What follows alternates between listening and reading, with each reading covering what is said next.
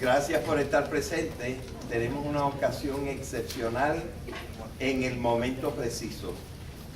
En el momento preciso porque Puerto Rico está pasando por una etapa en la que ya ha reconocido que quiere modificar su relación y sobre todo lo que llamamos su estatus. Entonces, el pueblo puertorriqueño y particularmente aquellos que podrán ser sus líderes, como ustedes, necesitan saber exactamente cuáles son las condiciones según las cuales nosotros podremos intervenir y participar en nuestra propia libertad. Afortunadamente se produjo hace poco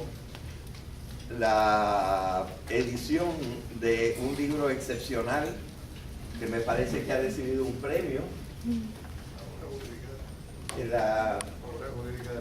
la obra jurídica del año, ¿verdad? Y entonces la han llamado la obra jurídica del año por su importancia y por su excelencia. El libro se llama, bueno, la parte principal del título, no me lo sé completo, pero la parte principal del título es La Asamblea Constitucional. Él lo explicará, una de las formas de poder solucionar el problema del Estado.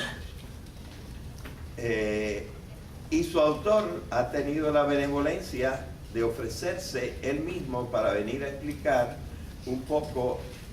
en qué forma deben ustedes leer ese libro. Porque no es lo mismo que el pueblo de Puerto Rico se presente a unos comicios y que no sepa exactamente qué es lo que va a hacer, cosa que resultaría en un plebiscito.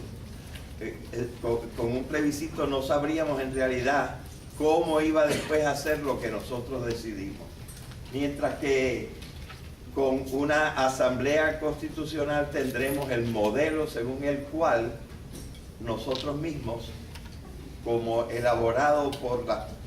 partes más educadas de la nación, podremos decidir qué es lo que nosotros queremos hacer y ya votaremos con una conciencia mucho más grande de lo que podemos esperar. Así que nosotros queremos entonces agradecer muchísimo al licenciado Alejandro Torres Rivera, de quien quiero decir unas palabritas. No tenía el gusto de conocerlo antes personalmente, pero él es profesor en varias instituciones universitarias y me agrada saber que su especialidad es mayormente en las cuestiones laborales. De nuestro pueblo, la parte que necesita mayor protección y defensa es el pueblo trabajador. El trabajo es según muchos economistas, es la fuente de todo valor. Y sin embargo, ese valor no lo reciben en una forma proporcional los trabajadores. Entonces, las personas que se dedican a defender a los trabajadores son las personas que están trabajando más directamente por una economía sana del país. En esa forma, entonces, estos abogados no son los abogados que más se lucran, porque no son precisamente los trabajadores los que pueden pagar mejor su propia defensa, pero son aquellos que colaboran en una forma más excelente, me parece a mí, a la justicia. Así que en ese sentido ya nosotros podemos saber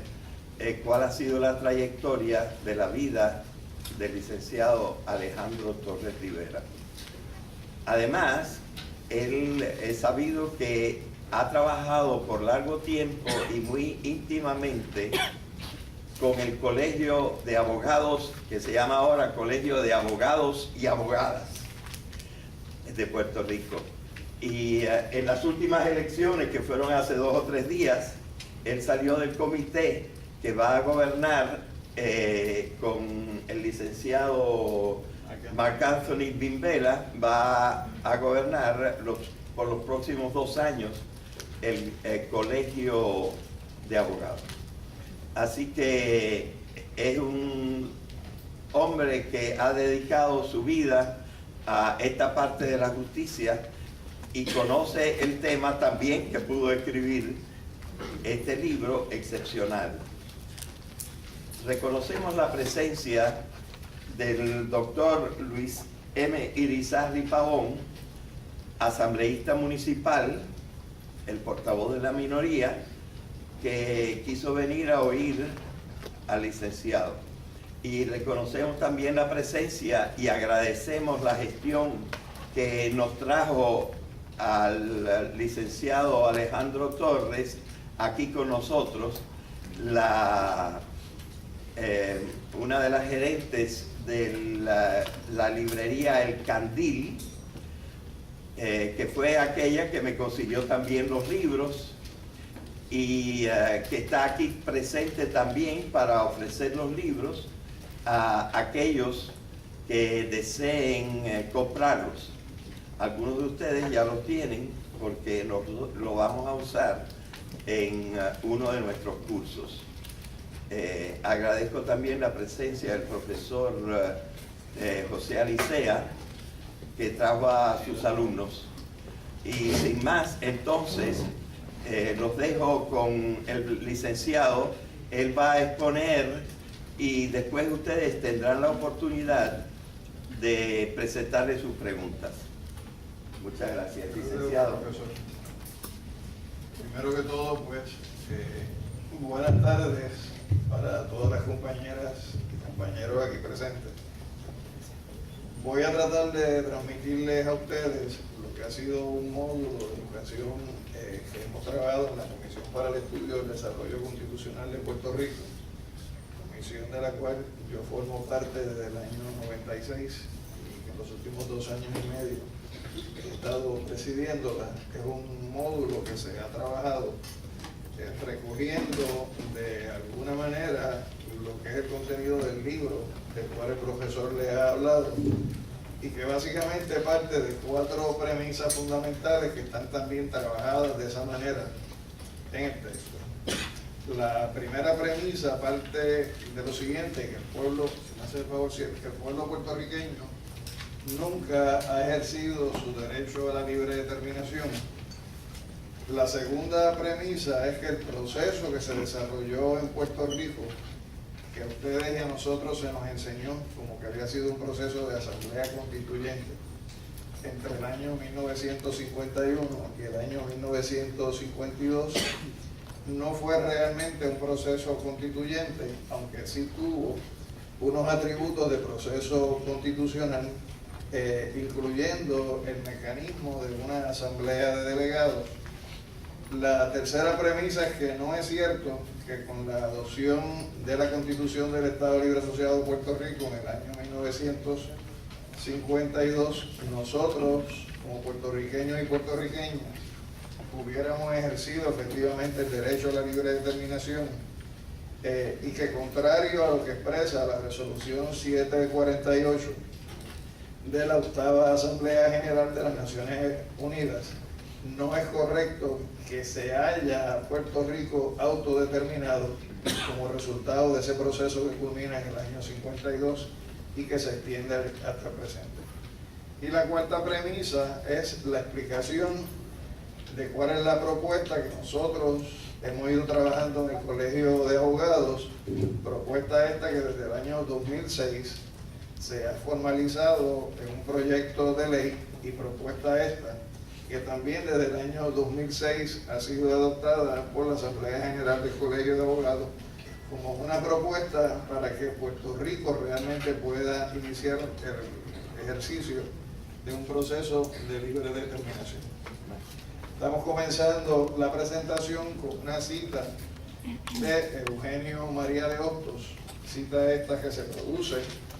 en el punto de encuentro entre el siglo XIX y el siglo XX, básicamente de los primeros años del siglo XX, donde él señala que en los Estados Unidos no hay autoridad, ni fuerza, ni poder, ni voluntad que sea capaz de imponerle a un pueblo la vergüenza de una anexión que ha sido llevada a cabo por la violencia de las armas, o que urda contra la civilización más completa que hay actualmente entre los hombres, la ignominia de emplear la conquista para dominar las armas. Eugenio María de Hostos, en el año 1898, fue llamado desde donde se encontraba en Sudamérica por parte de Ramón Emeterio Betances para que se acercara a lo que Betances en ese momento le llamaba el área de operación, con el propósito de que pudiera de alguna manera intervenir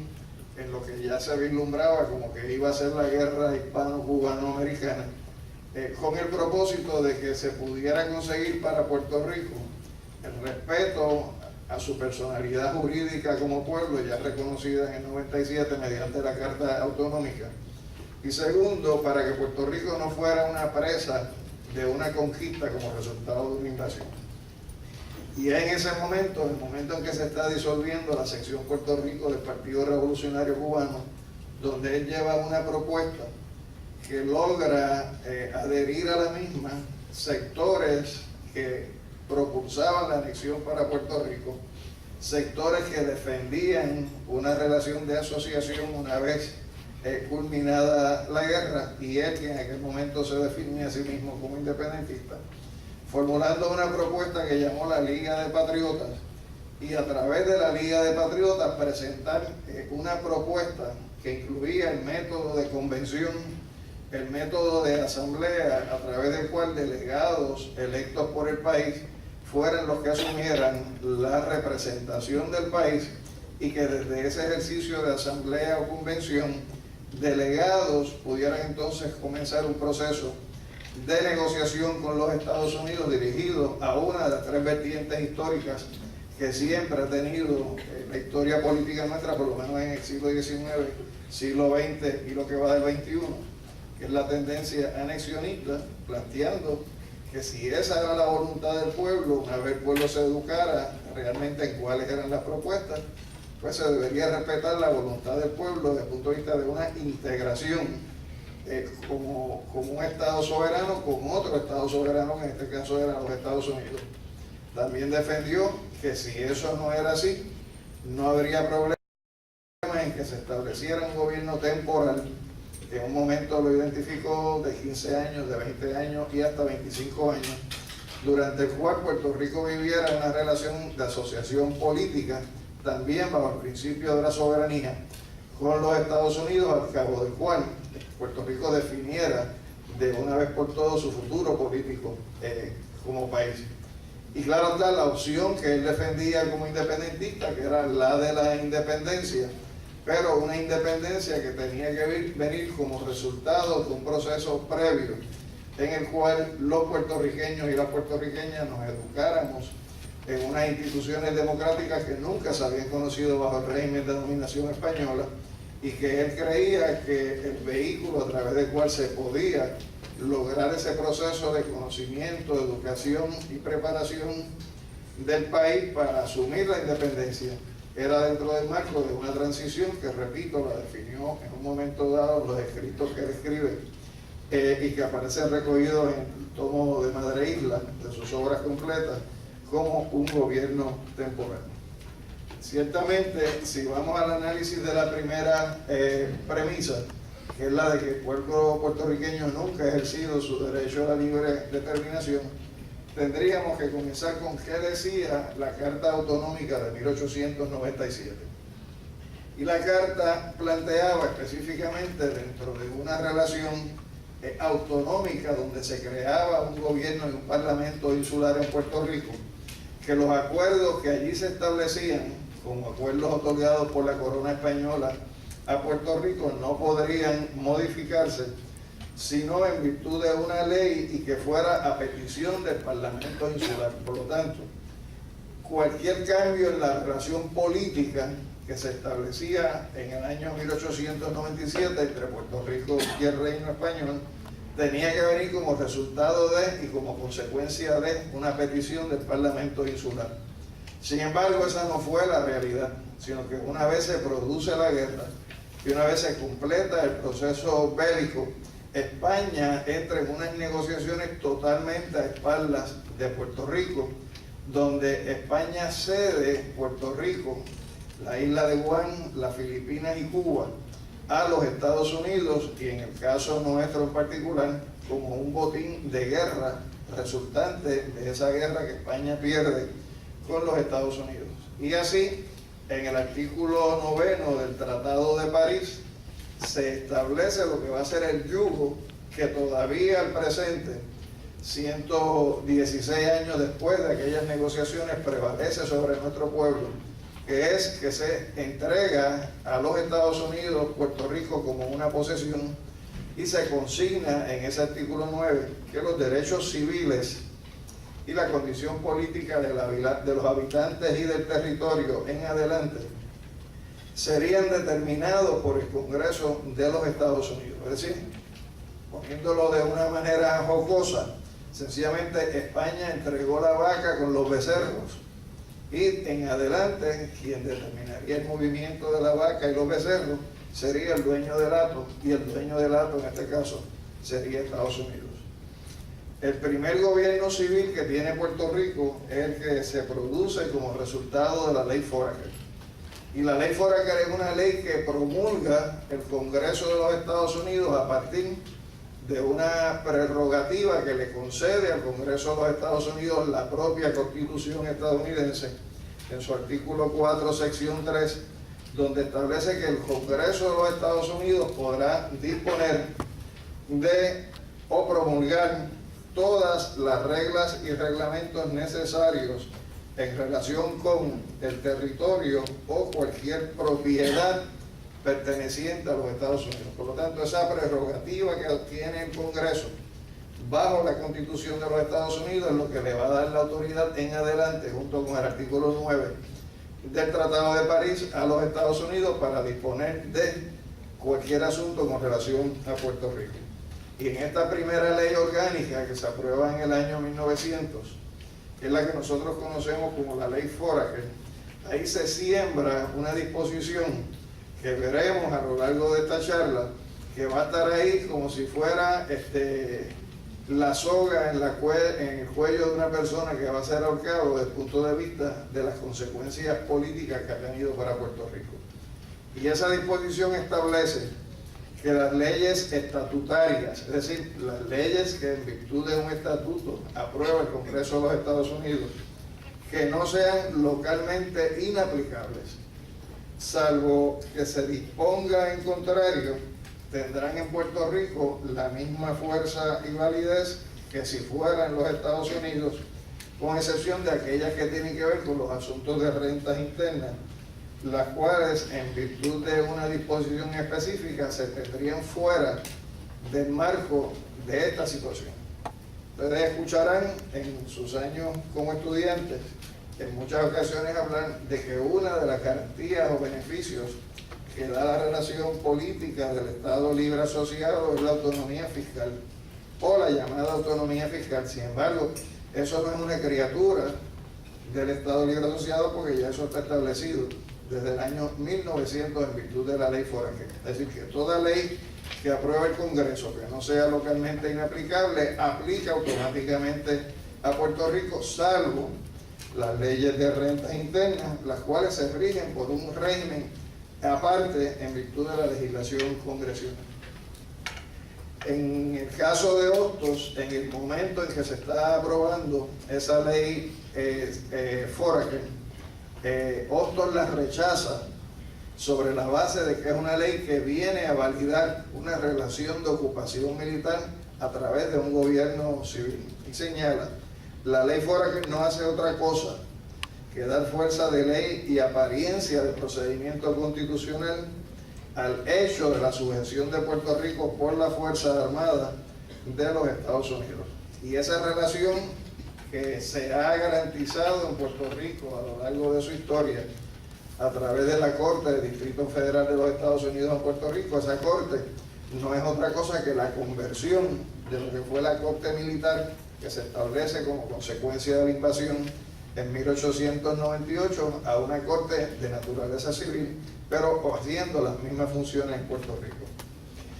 El primer caso que llega al Tribunal Supremo de los Estados Unidos tratando de discutir cuál es esa nueva relación que se crea con Puerto Rico, que es uno de los llamados casos insulares, es el caso de Downes versus Bidwell, que es del año 1901, y en ese caso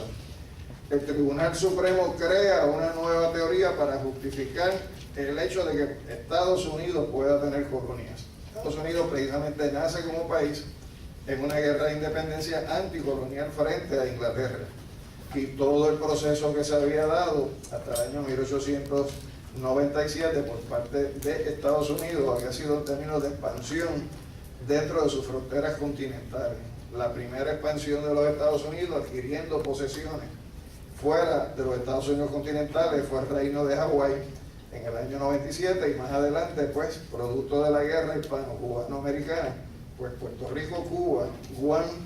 y el archipiélago de las Filipinas. Entonces, con relación a cómo justificar el que Estados Unidos, que surge como una nación de una lucha anticolonial, a su vez pueda perpetuar el régimen de tener colonias, lo consigna en este caso, donde establece que si bien en lo que concierne el derecho internacional, Puerto Rico no es una jurisdicción extranjera porque pertenece a Estados Unidos, lo es en sentido doméstico por no estar incorporado como territorio, ya que es una mera posesión. De ahí surge el concepto, que hasta el día de hoy se ha venido repitiendo, de que Puerto Rico pertenece a, pero no forma parte de los Estados Unidos.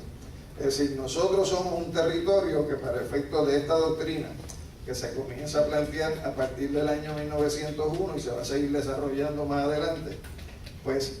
a través de los casos insulares, incluso durante la administración de Bush se utilizó esa doctrina para resolver el derecho al habeas corpus de los combatientes enemigos en la base de Guantánamo, y más recientemente en una discusión del Tribunal Supremo de los Estados Unidos, es la doctrina que viene desde el año 1901 a través de los casos insulares, de que Estados Unidos puede tener posesiones que pertenezcan a, pero no forman parte de los Estados Unidos. El siguiente evento en el desarrollo constitucional nuestro fue la aprobación en el año 1917, es decir, 17 años después, entre 1900 y 1917, nosotros no éramos ciudadanos americanos, éramos ciudadanos puertorriqueños, y en el año 1917 se aprueba, en virtud de la ley Jones, la extensión de la ciudadanía estadounidense a los puertorriqueños y a las puertorriqueñas, y en el contenido de esa ley, lo que habíamos mencionado antes, de artículo 14 bajo la ley Foraker, de que toda ley que no fuera localmente inaplicable aplicaría, es lo que se convierte en virtud de la ley Jones en el artículo 14 de la ley Jones. Por lo tanto, el eslabón que arranca con el artículo 9 del Tratado de París y con la ley Foraker se sigue arrastrando a través de la ley Jones, que es una ley que va a estar corriendo en Puerto Rico básicamente hasta el año 1952, cuando se aprueba la Constitución. Pero antes de llegar a ese proceso constitucional del año 51 al 52, en el año 1950 el Congreso de los Estados Unidos, por tercera ocasión, pasa o aprueba legislación relacionada con cuál va a ser el marco de las relaciones políticas entre los Estados Unidos y Puerto Rico, y se aprueba la ley 600, y en virtud de esa ley 600 se plantea que se autoriza al pueblo de Puerto Rico a, de manera directa, poder llevar a cabo un proceso a través del sufragio universal, donde, reconociendo que se había dado algún tipo de evolución en el marco de esas relaciones políticas, y en efecto lo hubo, está el Tratado de París, está la ley Foraker, está la ley Jones, y antes de esto hubo la ley donde se permitía, no por elección, pero sí por designación, un gobernador puertorriqueño, Pues entonces entendía el Congreso que había llegado el momento de que Puerto Rico pudiera desarrollar otro proceso para, a través del mismo, poder crear un régimen de gobierno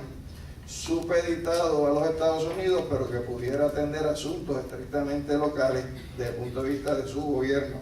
Y ahí se aprueba esta ley 600, partiendo primero de reconocer el principio de gobierno por los gobernados, y que la ley que se apruebe se va a dar a manera de convenio, no dice tratado, no dice ejercicio de soberanía, sino de convenio. Y si vamos a lo que son las definiciones de lo que es un convenio, más adelante, vamos a ver que se define como un acuerdo o una coincidencia de voluntades y una promesa mutua de comportamiento según lo pactado. Pero su efectividad, es decir, por cuánto tiempo o bajo qué fuerza se produce el mismo, va a depender siempre de la disposición voluntaria de las partes, de si cumplen o no cumplen con eso que se amarra dentro de la disposición como convenio. Por lo tanto, el cumplimiento o no cumplimiento siempre va a estar sujeto a lo que serían realidades políticas y no a meramente consideraciones de carácter jurídico. En el artículo 3 de esa ley 600 se establecen unas condiciones bajo las cuales se podría dar ese proceso constitucional para crear unas instituciones de gobierno propio para asuntos locales en Puerto Rico. Y es que había que enviarle el resultado de ese proceso, el documento que se elaborara, tanto al presidente de los Estados Unidos como al Congreso, y el presidente determinaría si a su juicio los puertorriqueños y puertorriqueñas habíamos cumplido con lo que era la encomienda que se establecía bajo la ley 600. Y en efecto, el proceso que se dio tuvo esa consecuencia, porque luego de que aquí hubo ese proceso constitucional, luego de que se aprobó una constitución, el Congreso de los Estados Unidos le hizo 3 cambios fundamentales a la Constitución. La primera fue en la Carta de Derechos, donde se reduce lo que era el ámbito de la educación pública en el país. La segunda es la eliminación de una sección 20, donde el pueblo puertorriqueño había consignado como derecho de nuestros ciudadanos y ciudadanas el derecho al trabajo, el derecho a la protección en la vejez, el derecho a un salario mínimo razonable, el derecho de las madres y los niños a la lactancia, el derecho a la protección de los menores, es decir, un conjunto de derechos sociales que ya existían porque estaban recogidos en la Declaración Universal de Derechos Humanos de las Naciones Unidas, y que el Congreso de los Estados Unidos sencillamente los mutiló de nuestra Constitución, eliminando los mismos. Y lo tercero, que tuvo gran impacto y tiene consecuencias hasta el día de hoy, es el artículo 7. Porque en el caso del artículo 7 no fue que eliminaron, fue que añadieron. Y al añadir, añadieron una disposición que establecía que cualquier cambio que en el futuro los puertorriqueños y puertorriqueñas decidiéramos hacerle a nuestra Constitución, a la que se estaría aprobando, tenía que ser siempre condicionado a que nosotros no podíamos hacer cambios que nos sacaran ni de la llamada cláusula territorial de la Constitución de Estados Unidos, que es la que dice que el Congreso puede legislar lo que el Congreso le venga en gana sobre el territorio, ni podía sacarnos de lo que fueron los poderes limitados o delimitados que dio la ley 600 para que se pudiera llevar a cabo el proceso, pero tampoco podría quitarnos o sacarnos a nosotros de la llamada doctrina de los poderes plenarios del Congreso de los Estados Unidos. De forma tal que, siendo ello así, cualquier cambio que en el futuro se le vaya a hacer a la Constitución a través del proceso de enmiendas que la Constitución tiene en ese artículo 7, cualquier cambio tiene que ser para dejarnos iguales. Es decir, puede haber cambios siempre y cuando no nos saque de esa relación política que está impuesta en nuestro país desde el Tratado de París, desde la ley Foraker, desde la ley Jones, desde la ley 600 y dentro del marco de lo que son los poderes plenarios del Congreso de los Estados Unidos sobre los territorios, que es la llamada cláusula territorial de la Constitución de los Estados Unidos. Por lo tanto, y de la Ley de Relaciones Federales, que la Ley de Relaciones Federales no es otra cosa que todo lo que no se ve afectado por la Constitución y que ya existía y estaba vigente bajo la Ley Jones. Y la Ley Jones, a su vez, es la heredera de la Ley Foraker. Por lo tanto, ese es el resultado de ese proceso constitucional y por lo tanto, como resultado de eso, personas que fueron padres de la criatura, como fue el ex juez Trías Monge, que fue uno de los que participaron activamente dentro de ese proceso constitucional, nos dice en uno de sus últimos libros, que se llama ¿Cómo fue?, que son sus memorias del año 2005, lo siguiente: los tres componentes básicos a los cuales se aspiraba, si me hace el favor, los tres componentes básicos a los cuales se aspiraba con ese proceso constitucional era que representara un avance de gobierno propio a través del reconocimiento del derecho del pueblo de Puerto Rico a establecer su constitución. Segundo, que se estableciera el principio de las relaciones entre Puerto Rico y Estados Unidos sobre las bases del consentimiento mutuo. Y tercero, que supusiera unos cambios sustanciales en las relaciones entre ambos pueblos. Identificando esos tres objetivos, Trías Monge nos dice que la Ley 600 fue clara en cuanto al primer objetivo, porque en efecto trajo una constitución.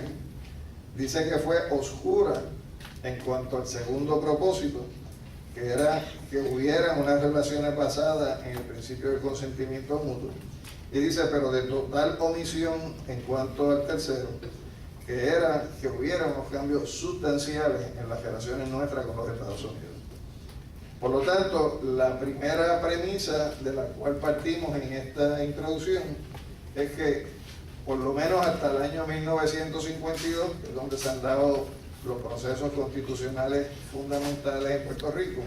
uno puede concluir que aquí nunca, como tal, ha habido un ejercicio de libre determinación, porque siempre ha prevalecido lo mismo. Lo que dispone el artículo 9 del Tratado de París, lo que dispone la cláusula territorial de la Constitución de los Estados Unidos. La segunda premisa: si el proceso que se da entre el año 51 y el 52 fue realmente un proceso constituyente. La posición que sostiene la Comisión del Colegio es que no fue un proceso constituyente. ¿Y eso por qué? Porque el poder constituyente de un pueblo siempre se ha concebido como un poder que es absoluto, no tiene atadura, es decir, no puede haber nada por encima de lo que es la decisión y la voluntad del pueblo dentro de lo que es el ejercicio de su poder como soberano. Y de acuerdo con este abogado Roberto Ariel Fernández, en su libro Autodeterminación y Puerto Rico, señala que el defecto grave que tiene esa Constitución de Puerto Rico es que los poderes que allí se crean no los creamos nosotros, sino que fueron definidos por otro pueblo. ¿Y por qué es definido por otro pueblo? Porque en el marco de la Ley 600 lo que nos dijeron a nosotros es: pueden hacer una constitución, pero la constitución tiene que ser de esta manera, de esta manera y de esta manera, y si no lo hacen así, pues entonces se quedan como estaban antes, pero si lo hacen así, como quiera, nosotros nos reservamos el derecho de hacer los cambios que tengamos. Por lo tanto, el soberano nunca fue el pueblo de Puerto Rico, el soberano fue el que dio el poder para que las cosas se hicieran y el que se reservó el derecho de hacer los cambios que entendiera, quisiera hacerla. Nos dice él que al ser una constitución autorizada, pues ese ejercicio de poder soberano por parte del pueblo tampoco lo vamos a tener como un elemento presente en esa relación, y dice que una constitución no es suprema cuando está supeditada a otra constitución, y un pueblo no es soberano cuando no puede aprobar, enmendar o hacerle modificaciones a su antojo a una constitución. Por lo tanto, si un pueblo no puede hacer eso, pues quiere decir que quien manda es otro, no es el pueblo. Y señala que al aprobarse la Ley 600 con esos controles, y más adelante el Congreso de Estados Unidos reservarse los derechos que se reservan en virtud de la ley a que tenga que ser autorizada por el presidente, aprobada por el Congreso, pues realmente no hubo como tal poderes soberanos y que lo que realmente ha prevalecido en nuestra relación política con los Estados Unidos es la misma que se consigna en el artículo 9 del Tratado de París, que es que la realidad o la condición política del habitante, de los habitantes y del territorio siempre va a estar determinada por el Congreso de los Estados Unidos, y que nunca en ese proceso de discusión, deliberación y aprobación de la Constitución, Puerto Rico quedó fuera de la llamada cláusula territorial de la Constitución Federal, que es la que le permite al gobierno de los Estados Unidos disponer, como le venga en gusto y en gana, sobre los territorios. El proceso constitucional que se llevó a cabo tuvo el atributo de asamblea, tuvo el atributo de proceso constitucional, pero nunca fue un proceso constituyente. Si ustedes van al texto de la Ley 600, como fue aprobada en inglés por el Congreso de los Estados Unidos, en ningún sitio, van a encontrar que dice Asamblea Constituyente. Lo que dice es Constitutional Convention, Convención Constitucional. Y donde por primera vez se usa el término de Convención Constituyente es cuando ya aprobada por referéndum la Constitución, en la proclama que se hace por parte del gobernador Muñoz Marín, en esa proclama es que por primera vez en el proceso de escoger los delegados se habla de Convención Constituyente. O sea, se sustituyó el término en inglés, como está redactado en inglés, por un término que es ajeno al contenido del inglés, y de ahí en adelante hemos seguido repitiéndolo de Convención Constituyente o Asamblea Constituyente, cuando primero esa no fue la delegación y segundo tampoco esa fue la realidad. Repito, uno de los padres de la criatura, que es Trías Monge, analiza lo que es el resultante de ese proceso del 51 al 52, y él identifica 12 razones por las cuales él indica que la condición colonial que Puerto Rico tenía antes del 52 no cambió con la Constitución. La primera de ellas: las leyes de Estados Unidos se aplican a Puerto Rico sin su participación o consentimiento. Y pudiéramos hablar también de los reglamentos que se promulgan por parte de las agencias de los Estados Unidos, donde nosotros tampoco tenemos ningún tipo de participación. Segundo, las leyes de Estados Unidos tienen un rango superior a las disposiciones de la Constitución de Puerto Rico. Un ejemplo claro y concreto: hace muchos años, un trabajador de servicios sociales, se produjo una situación donde hubo un paro laboral, y al quedarse él sin trabajo durante los días que el paro duró, él fue a la oficina de cupones de alimentos para que se le dieran cupones de alimentos, y allí le dijeron que no le podían dar los cupones porque él estaba en huelga. Y él dijo: pero si la huelga es un derecho que me garantiza la Constitución de Puerto Rico, así que si yo estoy en huelga ejerciendo un derecho y no estoy recibiendo ingresos, ¿por qué me están negando los cupones? Y le dicen: no, lo que pasa es que hay un reglamento federal que dice que no se le puede dar cupones de alimentos a un trabajador que no está trabajando porque está en huelga. Y él dice: oye, pero es que eso es un reglamento de una agencia federal y yo lo que estoy invocando es un derecho que es constitucional. Y le dijo más, porque conocí un poquito de leyes, le digo: hay una doctrina legal en Puerto Rico que también existe en los Estados Unidos, que se llama la doctrina de las condiciones inconstitucionales, que lo que quiere decir es que a uno no se le puede penalizar por uno estar ejerciendo un derecho que le da la Constitución. Y entonces, cuando el asunto fue al Tribunal Supremo de Puerto Rico, pues los jueces empezaron a darle vuelta a la noria. No, que si hay tantas familias que reciben cupones, no, que si tanta es la población que necesita esta ayuda, no, que si el reglamento federal, si no se sigue, pues en una monitoría le podrían quitar a Puerto Rico los beneficios que se reciben bajo el programa de cupones. Y un juez en la disidente dijo que había que dejarse de pamplina y estar dándole vuelta al asunto, que lo que pasa es que la relación política permitía que un reglamento de una agencia en Puerto Rico pudiera tener mayor jerarquía que lo que es un derecho que está en la Carta de Derechos de la Constitución. Y esa es la realidad que se describe por parte de Trías Monge, que en el caso de Estados Unidos sus leyes o sus reglamentos tienen una jerarquía mayor que lo que es incluso la Constitución de Puerto Rico, y que en casos de conflicto lo que prevalece es lo de allá, no lo de acá. y que eso ocurre también en cuanto a las constituciones estatales, pero dice él, al menos en el caso de los otros estados donde esa doctrina aplica así, ellos tienen representantes en el Congreso que votan las leyes. En el caso nuestro, eso tampoco existe. Señala además que el presidente de los Estados Unidos y los delegados del presidente pueden negociar tratados y tomar otras acciones que le afecten a Puerto Rico sin que Puerto Rico tenga nada que decir en esas negociaciones. Dice además que en virtud de una concesión unilateral del Congreso de jurisdicción por diversidad de ciudadanía, la Corte Federal en Puerto Rico puede estar resolviendo asuntos de carácter local, lo que plantea de que si la Constitución era para regir nuestros asuntos locales, ¿por qué tiene que estar la Corte Federal de los Estados Unidos interviniendo en procesos electorales? Y por ejemplo, un ejemplo reciente lo tuvimos nosotros hace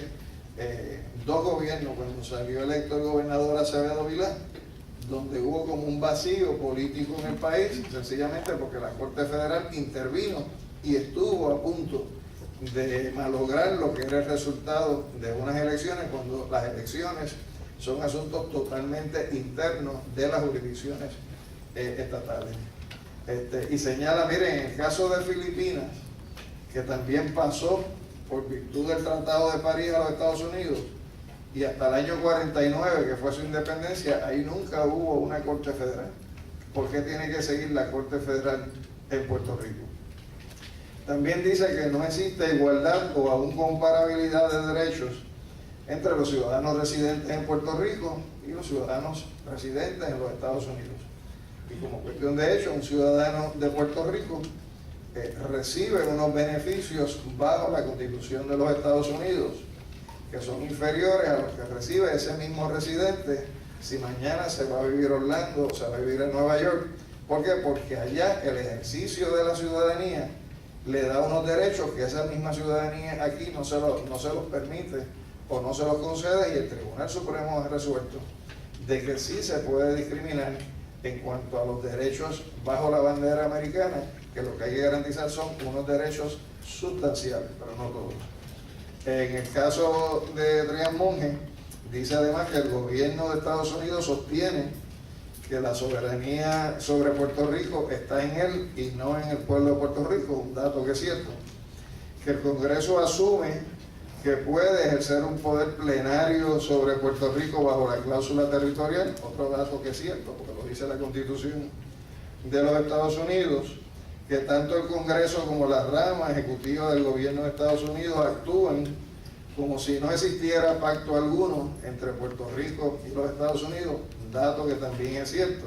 O sea, esa teoría del pacto, del convenio, es una teoría que hemos acuñado nosotros aquí, pero desde el punto de vista de ejercicio práctico, eso nunca ha sido un impedimento para que Estados Unidos tome las determinaciones que tenga a bien o a mal tomar sobre Puerto Rico sin tener que consultar ni siquiera con nosotros, si fuera el caso. Y señala que aún si se sostuviera que las relaciones entre Puerto Rico y Estados Unidos se fundan en un pacto irrevocable, excepto por mutuo consentimiento con arreglo a lo que se acuerda en el proceso del 52, la realidad es que eso de que cualquier ley que no sea localmente inaplicable aplique aquí, Adrián Monge dice que es un absurdo que uno haya consentido que las leyes de otro país, todas las pasadas y todas las futuras, puedan gobernar a uno y sostener a su vez que ello es compatible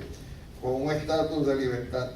Que por eso desde la creación del ELA se ha intentado convertir ese consentimiento genérico por un consentimiento específico, y eso al día de hoy sigue siendo genérico, no ha podido trastocarse a un consentimiento específico. Dice además que Puerto Rico no juega ningún papel en términos de la comunidad internacional, que el estatus actual no satisface los criterios que se han sostenido desde 1960 por las Naciones Unidas, y lo que se refiere a 1960 es que en ese año se aprueban 2 resoluciones por la Asamblea General. Una es la Carta Magna de la Descolonización, que se conoce como la Resolución 1514, Romano 15, de las Naciones Unidas, que es la que establece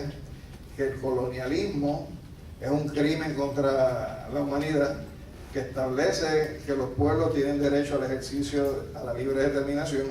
y que las potencias coloniales que administran esos pueblos coloniales tienen que tomar medidas efectivas para el traspaso de los poderes políticos a ese territorio, cosa que tampoco en el caso de Puerto Rico se ha dado. Pero además se adopta la resolución 1541 en esa misma asamblea, que es la que define que las formas a través de las cuales los pueblos ejercen su derecho a la libre determinación es a través de la integración con otro Estado soberano, a través de la asociación de soberano a soberano y a través de la independencia. Más adelante surgió otra resolución, que es la que se está utilizando ahora con mayor sonido, que es la 26, te digo ya mismo, 2655. Pero básicamente es una que plantea que también hay una forma de ejercicio de libre determinación cuando los pueblos mayoritariamente en un proceso democrático y transparente escogen el tipo de estatus que quieran tener. Sin embargo, esa resolución no deroga la 1514 y la 1514 es parte del contenido de esa resolución. Por lo tanto, sí, hay otras formas de relación política, pero esas formas de relación política tienen que partir del principio de la soberanía entre los pueblos. Usted no puede ejercer la libre determinación desde el marco del ejercicio del colonialismo. Usted tiene que dejar de ser colonia, tiene que adquirir los poderes soberanos y desde el ejercicio de la soberanía, entonces usted negocia lo que tenga que negociar con otro pueblo. Por lo tanto, el proceso constitucional que seguimos entre el año 51 al 52 tampoco fue un proceso constituyente, tampoco fue un proceso que nos llevara al ejercicio de la libre determinación. La tercera premisa es que, como ustedes saben, en el año 1953, al año siguiente de haberse aprobado la Constitución de Puerto Rico, los Estados Unidos se movió al escenario de las Naciones Unidas a pedir que se sacara a Puerto Rico de la lista de territorios coloniales sobre los cuales las potencias administradoras tenían que informar qué estaban haciendo para que esos territorios advinieran al ejercicio de la libre determinación. Y ahí se aprobó una resolución que es la 748, donde específicamente se señala que con la aprobación de la Constitución y el movimiento y avance que Puerto Rico como pueblo había tenido a redactar una Constitución, ya no era necesario que los Estados Unidos estuvieran sometiendo informes con relación a Puerto Rico. Pero también esa resolución 748 incluye otros elementos que veremos más adelante. En el año 1960 se aprueba, es decir, 7 años después, se aprueba la resolución 1514 y en virtud de la resolución 1514 se crea una norma nueva en el derecho internacional sobre lo que es el derecho a la libre determinación. Y esa resolución 1514 plantea que los pueblos tienen un derecho inalienable a la libertad absoluta, al ejercicio de su soberanía y la integridad de su territorio. Inalienable quiere decir que una generación no puede hipotecar ese derecho a la libertad para generaciones futuras. Por lo tanto, mañana podría estar en un ejercicio de libre determinación un pueblo decidiendo integrarse con otro y las generaciones subsiguientes podrían decir, eso para mí no es vinculante porque el derecho a la libre determinación y a la soberanía es absoluto. De la misma manera, no se puede dar un pacto de asociación donde a través de ese pacto de asociación solamente las cosas puedan cambiar si las dos partes se ponen de acuerdo, porque eso sería una autorrestricción del derecho a la soberanía que tiene un pueblo, así como el matrimonio. O sea, independientemente de lo que diga pues el vínculo religioso, que el matrimonio es hasta que la muerte los separe. La realidad es que los seres humanos nos juntamos y nos separamos porque nos pusimos de acuerdo y porque nos pusimos de acuerdo en que no podemos seguir, por razones distintas, pero no puede haber nada que obligue a la continuación de una relación cuando esa relación sencillamente no se quiere. Por lo tanto, el derecho que reconoce la 1514 es un derecho inalienable a la libertad absoluta. Plantea que la dominación extranjera es una denegación de derechos humanos fundamentales y proclama el derecho de todos los pueblos a ese ejercicio de libre determinación, a establecer su condición política, es decir, no el Tratado de París, eso lo determinamos nosotros, no el Congreso, e impone a las potencias administradoras de los territorios en fideicomiso, los territorios no autónomos o aquellos que aún no han logrado la independencia, inmediatamente a traspasar los poderes a ese territorio para que a través del ejercicio de esos poderes soberanos el territorio pueda encaminarse a su libertad absoluta. La 1541, que es la otra resolución que les mencioné, que se aprueba también ese mismo año,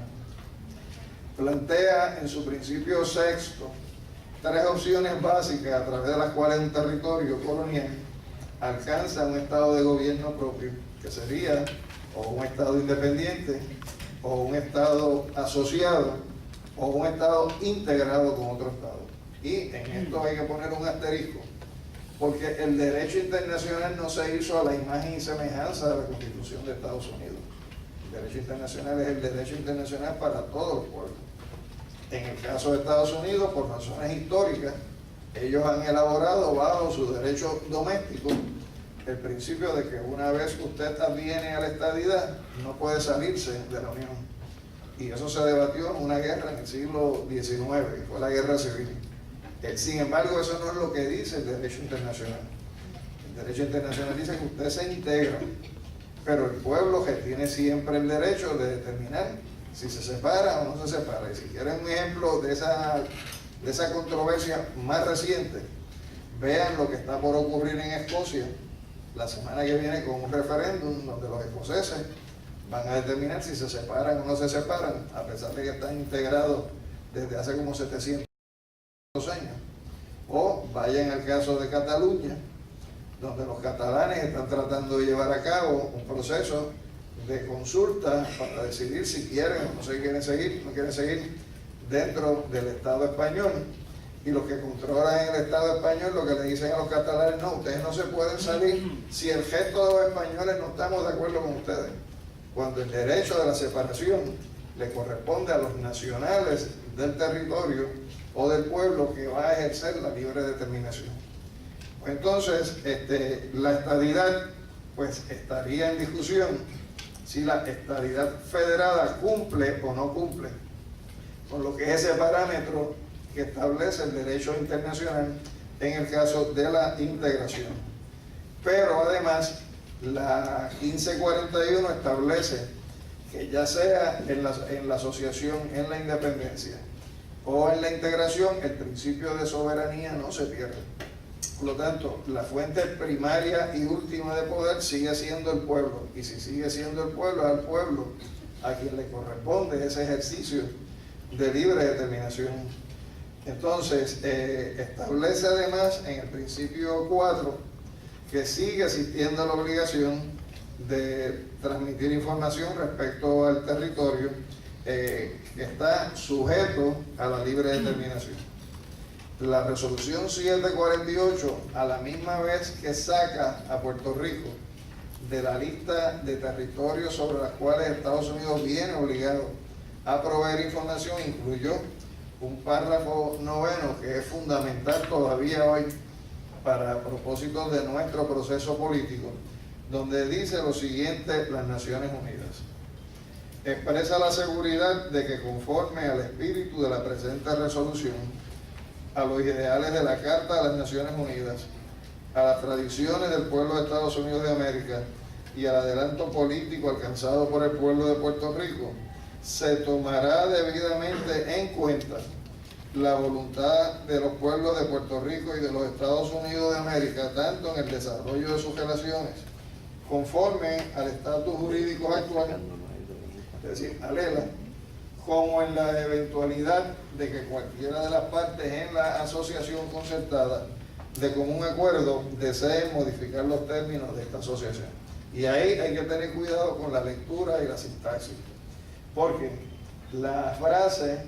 donde dice como en la eventualidad de que cualquiera de las partes de la asociación concertada de común acuerdo desee modificar, se ha tratado de leer como si hubiera coma en la redacción. Y si usted le pone coma, tiene un significado distinto. Porque entonces si usted dice como en la eventualidad de que cualquiera de las partes de la asociación concertada, coma, de común acuerdo, coma, desee modificar los términos, lo que establece es que si no se ponen de acuerdo las dos partes no se puede cambiar, pero esas comas no existen en la redacción. Eso hay que leerlo corrido, y lo que está diciendo es que en la asociación que se concertó de común acuerdo, cualquiera de las partes puede desear modificar la misma. Por lo tanto, ahí la redacción es importante que la tengamos presente para entonces determinar cuál fue la intención que tuvo las Naciones Unidas al momento de promulgar esa resolución. De hecho, en el proceso de debate, el embajador de los Estados Unidos ante las Naciones Unidas, Henry Cabot Lodge, hizo unas expresiones que son vinculantes también en el contexto de cuál es la interpretación que debe tener esa resolución. Y dijo: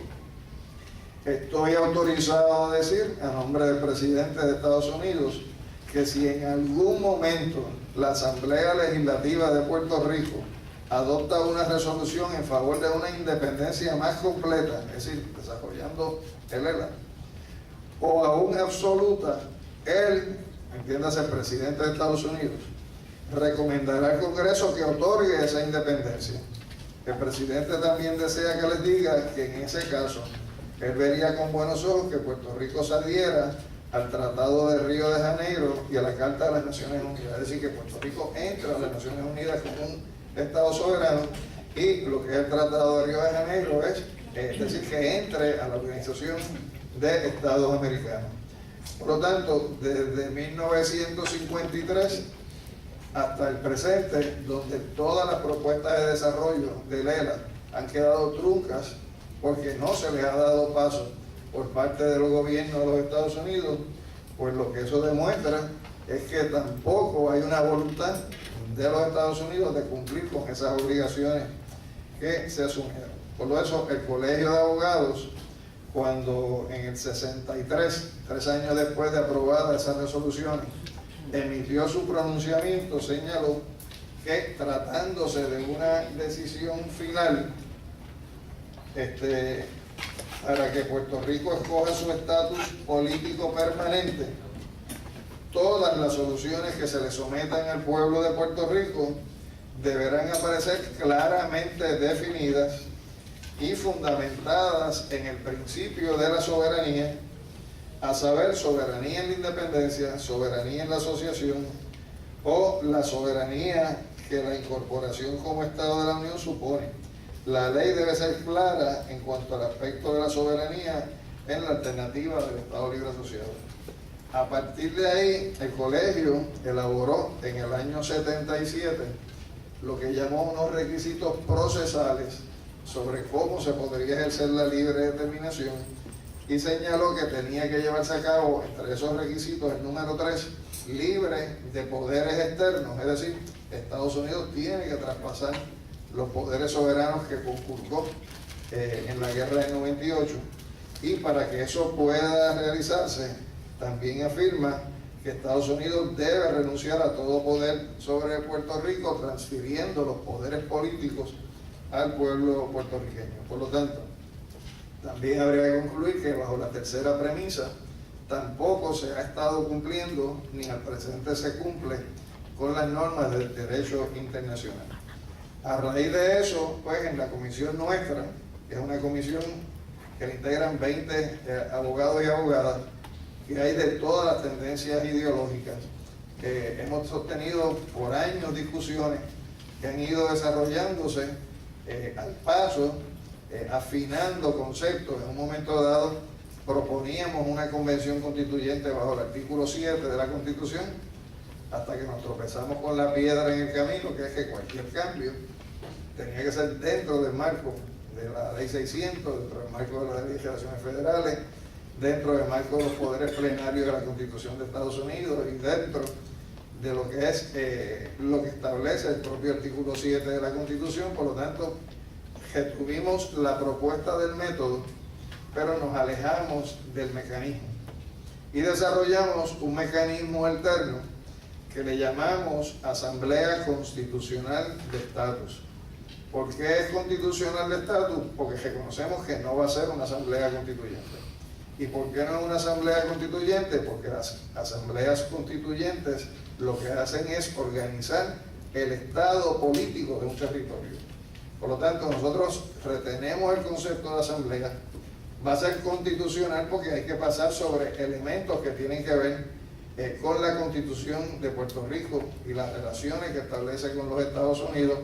pero va a ser limitada a todo aquello que incida en lo que es el marco de la relación política con Estados Unidos, lo concerniente al estatus político. Así que le dimos ese nombre para distinguirlo de lo que es el método de convención constituyente del artículo 7, pero también para establecer que no va a ser constituyente, independientemente en el camino a la larga pudiera ser que termine en una asamblea constituyente si se opta por una asociación política o se opta por una independencia, e incluso si se optara por una integración, porque habría que organizar el territorio, el estado político de sus habitantes, y el método sería entonces una convención constituyente. Por lo tanto, la propuesta que nosotros estamos haciendo es una propuesta de cómo poner a mover la rueda. ¿Que puede tomar tiempo? Pues va a tomar tiempo, pero va a tomar menos tiempo de lo que ha pasado entre 1898 y el presente. Y lo que va dirigida es a que los puertorriqueños y las puertorriqueñas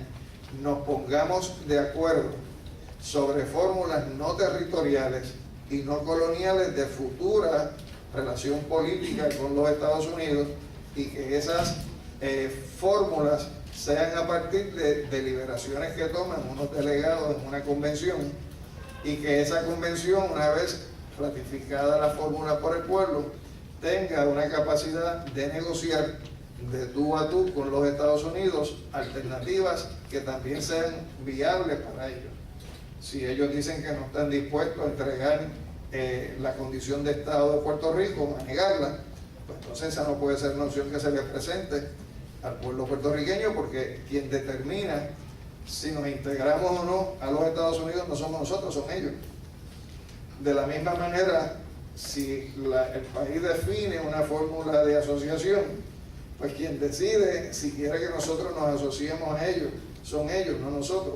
Nosotros no le podemos imponer eso al Congreso. Y claro está, como vimos, el derecho a la libertad absoluta es un derecho que es inalienable, que si nosotros optáramos por esa independencia, lo que hay que negociar es los términos y condiciones de esa transición hacia la independencia, y tiene que ser con transición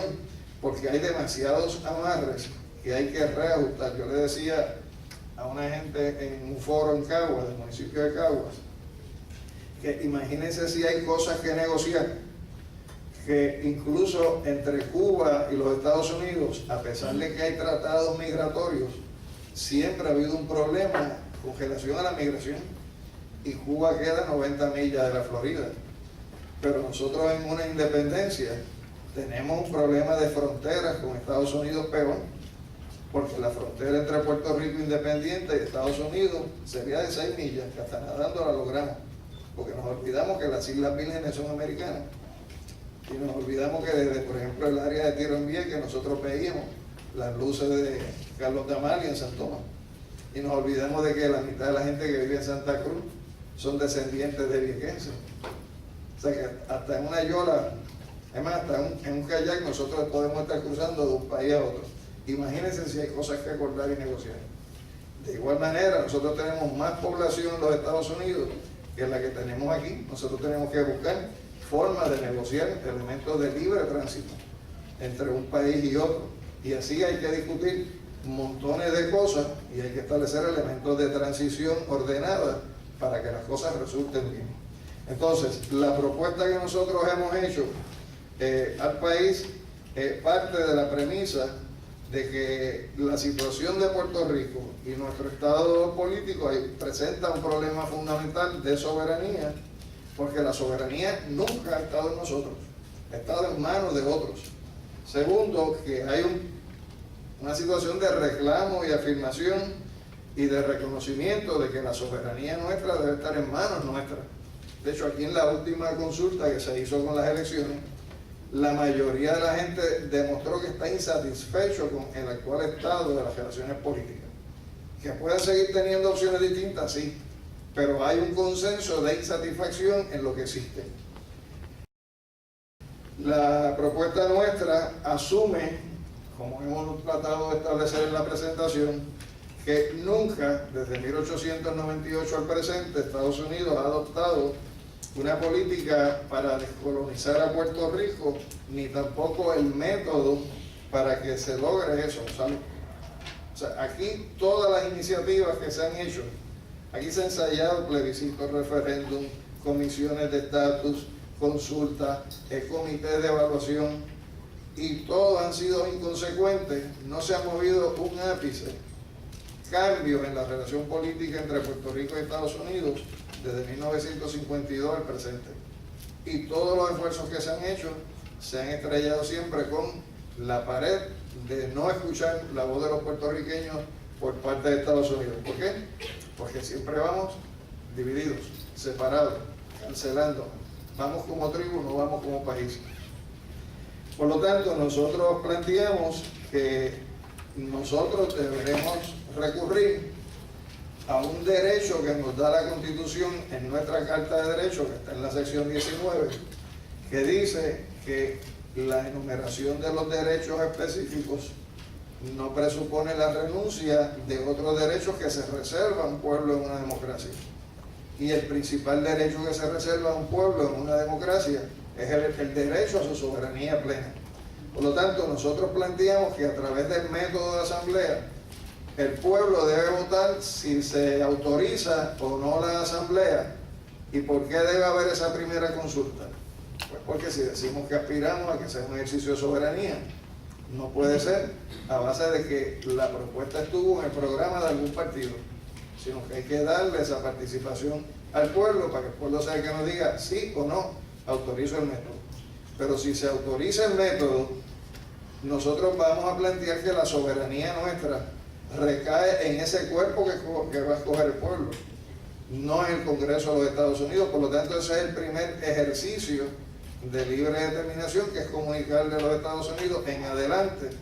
Nosotros afirmamos como pueblo soberano que quienes nos representan en adelante para todo lo que tenga que ver con las relaciones políticas es esta asamblea a través de los delegados que hemos escogido. Delegados donde habrá gente de todas las corrientes ideológicas. Se señala en la propuesta nuestra que aquí se han ensayado todos los métodos y todos se han estrellado, todos han fracasado. Por lo tanto, se propone consultarle al país sobre la selección del método. Y por lo tanto, la primera consulta que se está haciendo es sí o no a favor de la Asamblea Constitucional de Estatus. Y si se vota sí, pues entonces va a ser con estas características específicas. Si nos dicen que no, pues lo dijo el soberano, habrá que buscar otras opciones, pues tendrá que buscarse otro momento donde se le vuelva a plantear al país, pero no puede darse este proceso a espaldas del pueblo puertorriqueño. Plantea que la Asamblea constituye el mecanismo directo de autorización del pueblo para que en su nombre y representando su poder constituyente soberano determinemos las condiciones de vida política y deliberemos y expresemos nuestro sentir y nuestra voluntad, que sería la depositaria de la soberanía del pueblo de Puerto Rico, y que el mandato que va a tener esa asamblea, que es limitado, va a ser para que se revisen las relaciones políticas existentes hoy entre Puerto Rico y los Estados Unidos. Como es un ejercicio de soberanía, no le vamos a pedir permiso al Congreso, ni tampoco vamos a permitir que el Congreso sea quien decida si nos convocamos o no, sino que nosotros estaríamos haciendo esta convocatoria al amparo de nuestra propia personalidad como pueblo, al amparo de nuestra propia capacidad para deliberar, discutir y acordar, pero también de nuestra capacidad para negociar con los Estados Unidos eventualmente alternativas de fórmulas no territoriales y no coloniales, que esas fórmulas, una vez se deliberen y se acuerden, se le van a someter al país para que el país las autorice. Y entonces, con esa fuerza de esa autoridad delegada, entonces vamos a ir a un proceso de negociación con la otra parte. Y bajo la premisa de que toda solución final que se negocie y se acuerde tiene que ser una fórmula donde se reivindique la plena soberanía del pueblo de Puerto Rico y se garantice que toda relación futura sería fuera del marco de la cláusula de los poderes absolutos del Congreso, fuera de la cláusula territorial y fuera de la doctrina de los llamados poderes plenarios del Congreso. Por lo tanto, si se vota a favor, pues esa sería la hoja de ruta a seguir. Nosotros planteamos además que los sujetos de autodeterminación son los nacionales del país. Por ejemplo, hubo una experiencia en el año 1995, creo que fue, en Quebec,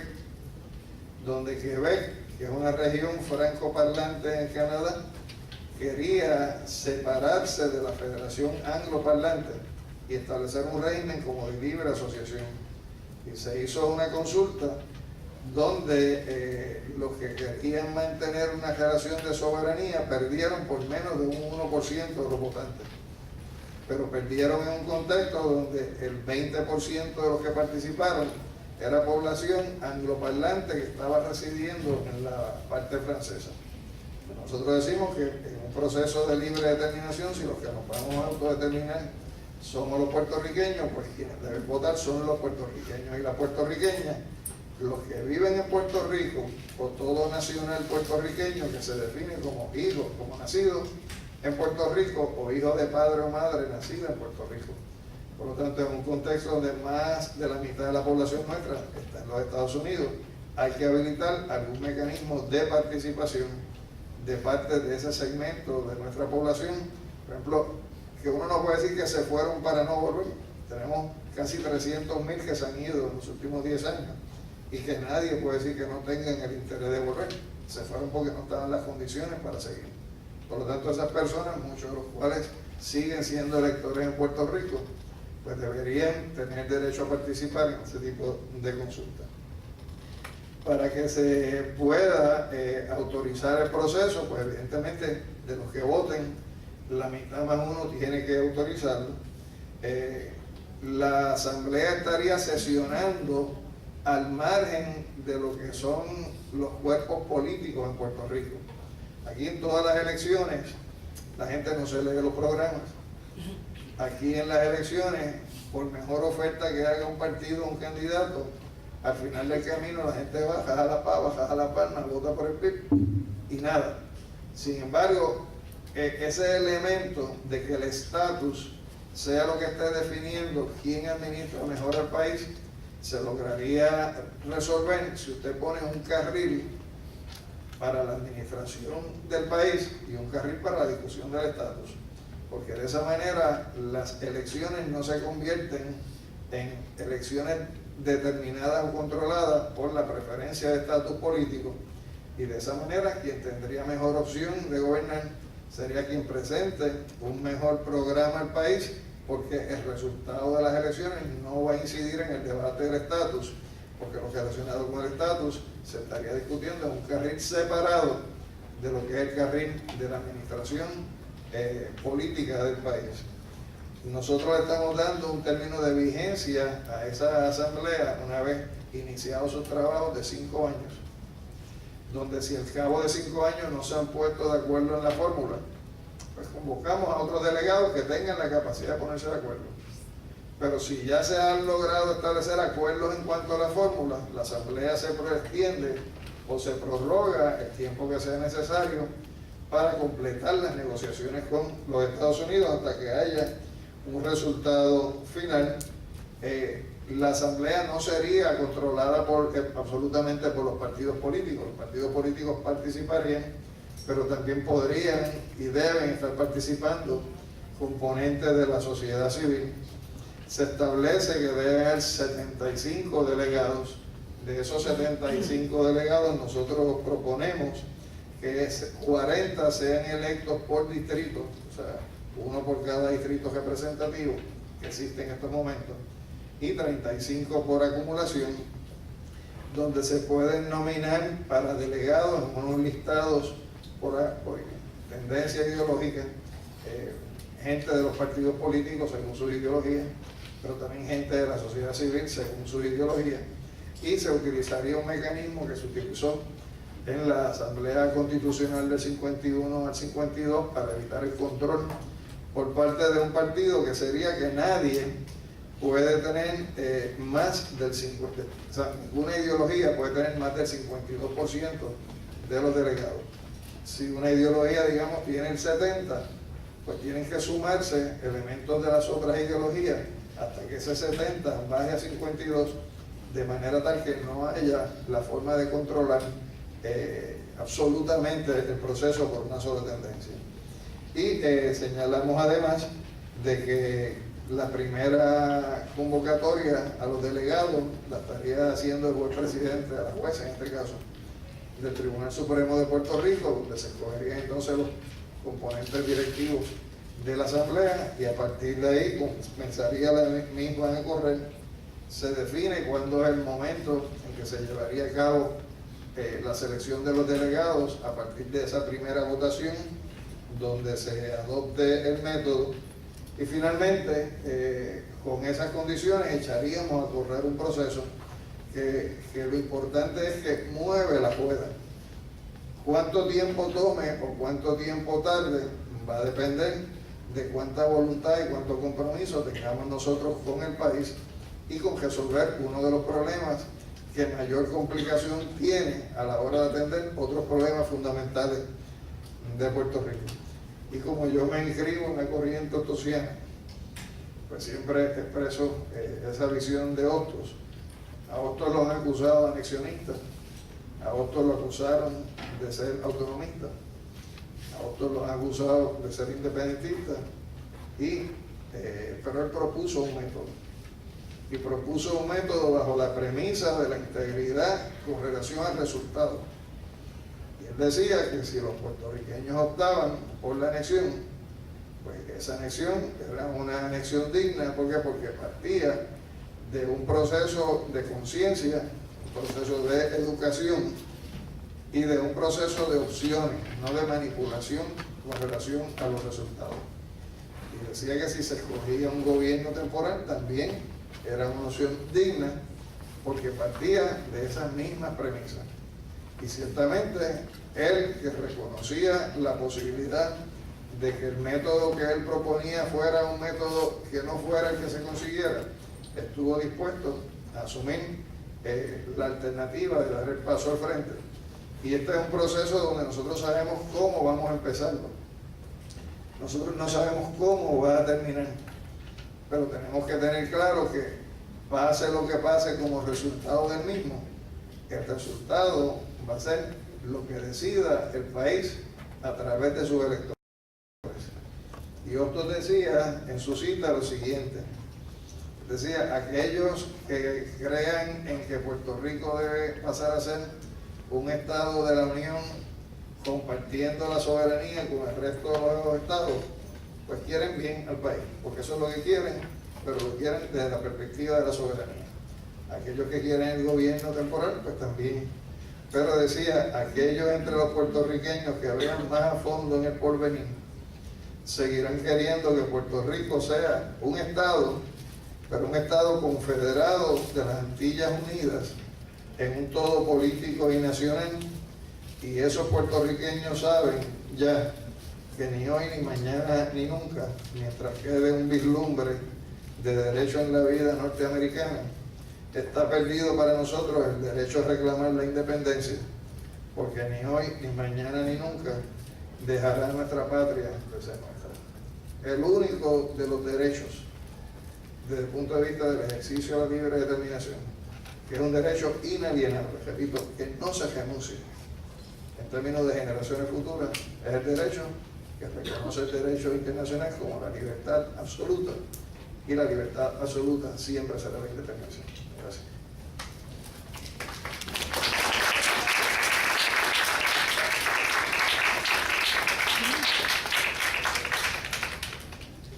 No sé si yo excuso a los alumnos que han tenido que partir, ¿verdad? Porque tenían unas clases, pero como nuestro conferenciante está aquí y esta es una oportunidad única, si algunos de los que están aquí quieren quedarse, abrimos una pequeña sesión de preguntas. ¿Está bien con usted? Saque el tiempo para ustedes. Sí, muchísimas gracias. ¿Tienen ustedes alguna pregunta? Aunque sea una pregunta sencilla.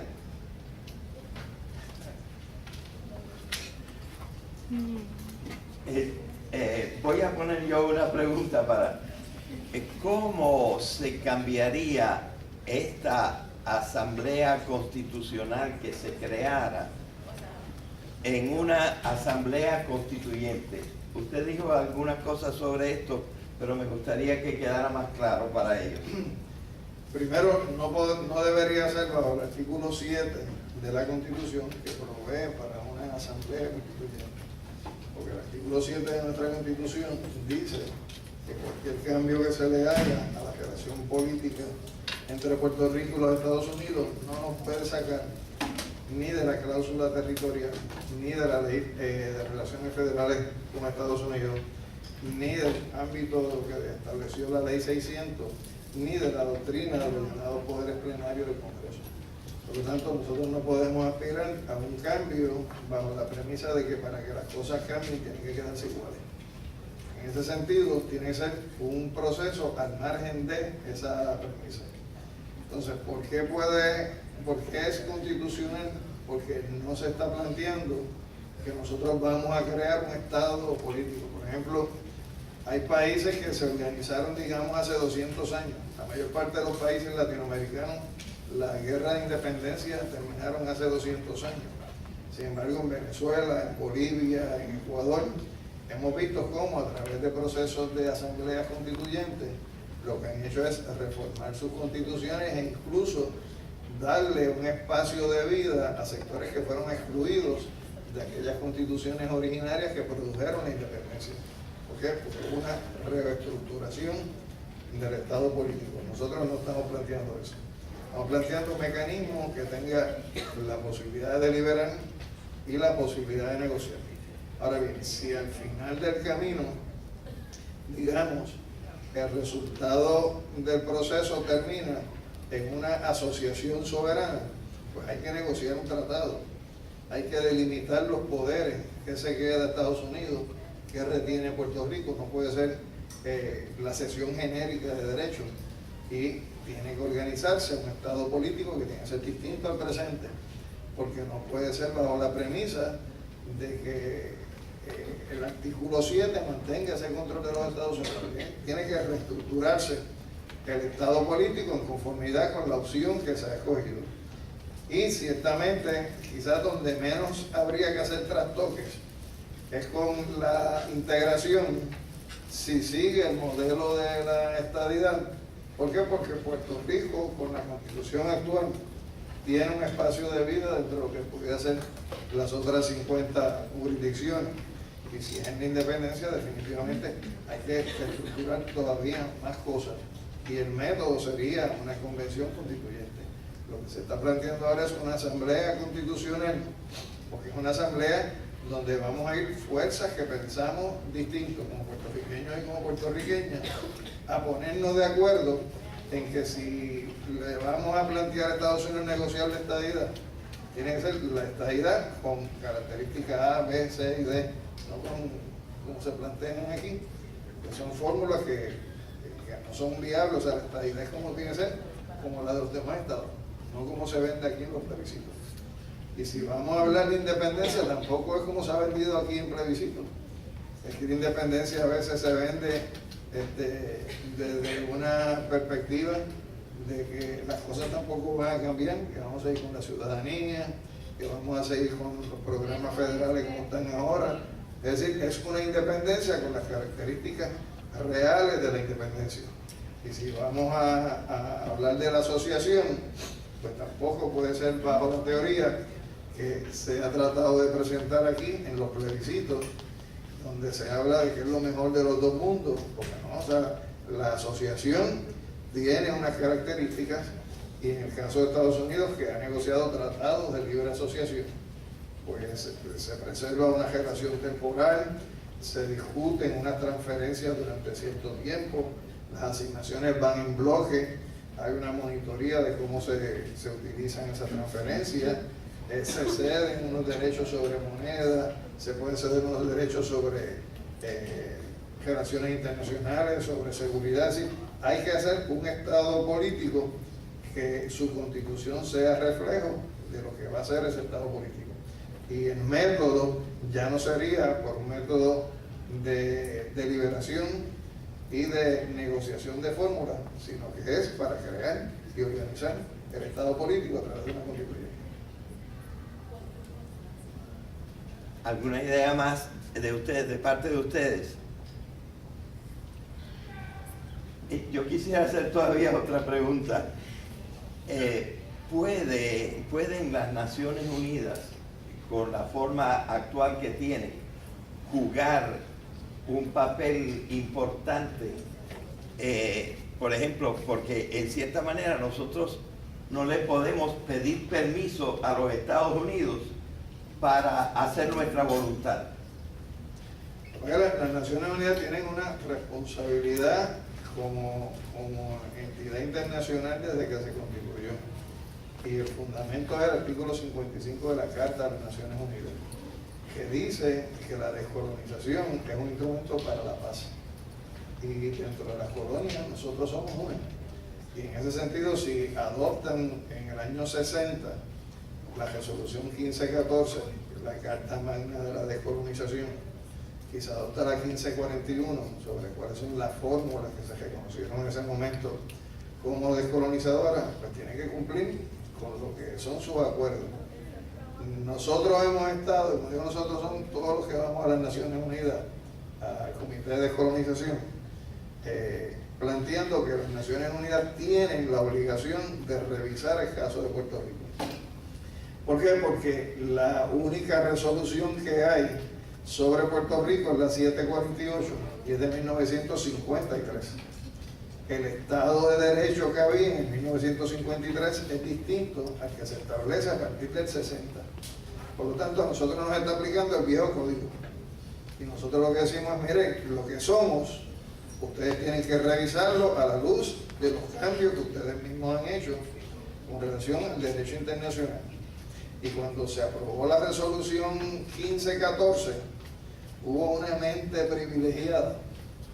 que estuvo allí en ese grupo, que fue a trabajar allí a cabildear, donde logró insertar un párrafo, que es el párrafo a través del cual, a partir de la década del 70, nosotros conseguimos que el Comité de Descolonización volviera a posar los ojos sobre Puerto Rico. Y de allá para acá hay 33 resoluciones que han afirmado que las Naciones Unidas tienen una responsabilidad sobre Puerto Rico dentro de lo que es el principio de la autodeterminación. ¿Y cuál fue ese cerebro mágico? Pues el cerebro mágico, Vicente Heijer Polanco, que en esas negociaciones que se dieron, que produjeron la resolución 1514, dice que los pueblos de los territorios coloniales y los territorios no autónomos en fideicomiso, y aquellos, que esta es la frase que él insertó, que aún no han alcanzado la independencia, tienen el derecho a la libre determinación. Por lo tanto, en el caso nuestro, en el 53 nos sacaron de la lista de territorios coloniales. Estados Unidos ya no tiene que dar más información, pero caemos en la categoría de un territorio sacado de la lista de las colonias, pero dentro de aquellos que todavía no han alcanzado independencia. Y por esa frase es que se logró traer el caso de Puerto Rico al Comité de Descolonización, y en las últimas 33 resoluciones que se han emitido siempre han planteado el derecho del pueblo puertorriqueño al ejercicio de su libre determinación e independencia. ¿Por qué? Porque no se ha llegado ahí. Entonces, sí, las Naciones Unidas tienen una responsabilidad, primero porque ellos a finales de la década de los 1900 proclamaron la década de la descolonización. Después le añadieron una década más. Y ya estamos en la tercera década y todavía no han asumido como Asamblea General la discusión del caso de Puerto Rico. Nosotros lo que decimos es, comité, recomiende que la cuarta comisión de la ONU, que es la que determina que finalmente va arriba, asuma la discusión del caso de Puerto Rico y recomiende a la Asamblea General, como lo hicieron en el 53, que se vuelva a discutir la situación de Puerto Rico y que se resuelva si sigue siendo vigente la resolución del 53 a la luz de lo que ellos mismos aprobaron en el 60. Por lo tanto, tiene que revisarse la situación de hechos en este país a la luz del nuevo Estado de Derecho. Y eso es lo que se está pidiendo. Y ellos tienen la responsabilidad, porque la propia resolución dice que la subordinación colonial presenta un problema de derechos humanos fundamental. Y para eso es que ellos existen.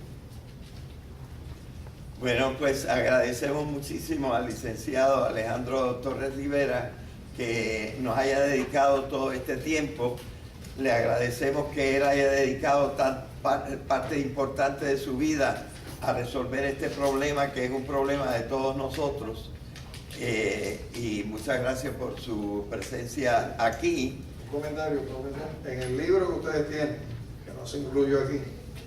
en estos momentos hay 5 proyectos presentados ante la Asamblea Legislativa de propuestas de Asamblea Constitucional. Está la propuesta del colegio,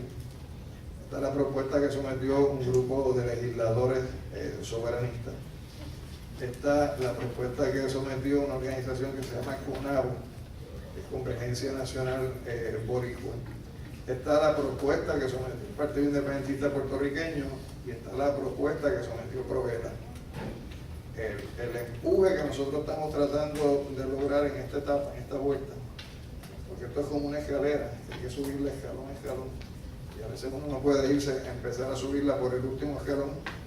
porque si se cae se da más duro. Es que se dé un próximo escalón, que es que se abra la discusión de los proyectos en la Asamblea Legislativa, de los 5. Porque logrando abrir la discusión en vistas públicas de los proyectos, eso va a generar un debate en la totalidad del país de qué es lo que se está planteando. Y de todos los proyectos planteados, el único que comienza con la consulta inicial, sí o no, en favor del método, es el del colegio. Los otros, por razones distintas, parten de que no hay que hacer esa primera consulta.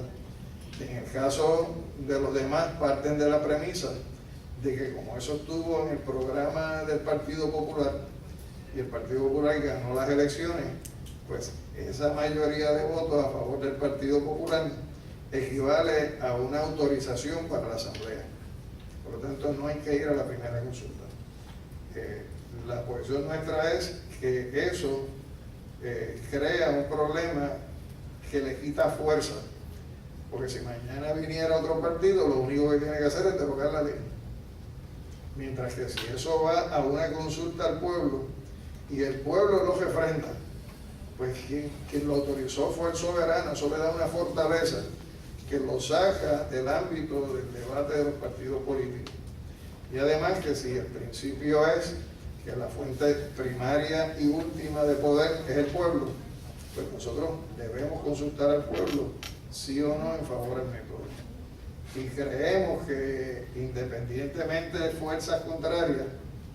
que ya eso se experimentó una vez cuando se trató de quitar el derecho a la fianza, que desde la sociedad civil fue que vino el debate de la defensa de ese derecho. Pues creo que si la alternativa fuera sí o no, a la propuesta de asamblea, hay suficientes fuerzas en los partidos y fuera de los partidos para ir a defender en una consulta sí o a favor de la Asamblea Constitucional de Estatus, y si obtenemos el sí, pues sería un paso cualitativamente extraordinario en términos de mover la rueda del debate político. Muchas gracias. Muchas gracias. Caballero, saludos caballero. Le pregunto, si se desarrollara en efecto el Parlamento de la Asamblea Constitucional del Estado, ¿esta trabajaría independientemente, en forma independiente del gobierno que esté al poder? Eso es así, se supone que sea un carril separado. Hay un término de 5 años para que se pongan de acuerdo en cuanto a la fórmula, y si se logra el acuerdo de la fórmula, pues sigue el mismo equipo dentro de lo que son el proceso de negociación. Si los que se eligen no pueden ponerse de acuerdo en 5 años, pues hay que cambiarlo, porque así que hay gente que no logra consensuar aspectos, pero correría separado de lo que es el régimen de la administración política,